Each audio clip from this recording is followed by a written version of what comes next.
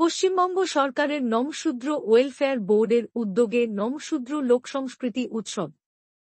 মুখ্যমন্ত্রী মমতা বন্দ্যোপাধ্যায় অনুপ্রেরণায় পশ্চিমবঙ্গ সরকারের নমশূদ্র ওয়েলফেয়ার বোর্ডের উদ্যোগে নমশূদ্র লোক সংস্কৃতি উৎসব বারাসাত কৃষ্ণা কাবেরী অডিটোরিয়ামে অনুষ্ঠিত হয়।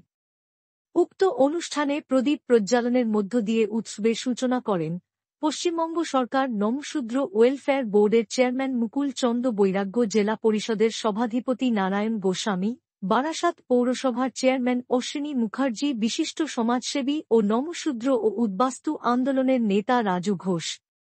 এছাড়া উপস্থিত ছিলেন অল ইন্ডিয়া উদ্বাস্তু উন্নয়নের সভাপতি ভোলানাথ বিশ্বাস, অল ইন্ডিয়া উদ্বাস্তু উন্নয়নের সহ কোষাধ্যক্ষ সমীর দাস ও নমশূদ্র লোকসংস্কৃতি উৎসবে কোঅর্ডিনেটর অসিত হালদার সহ অন্যান্য নমশূদ্র ও উদ্বাস্তু নেতৃত্ববৃন্দ।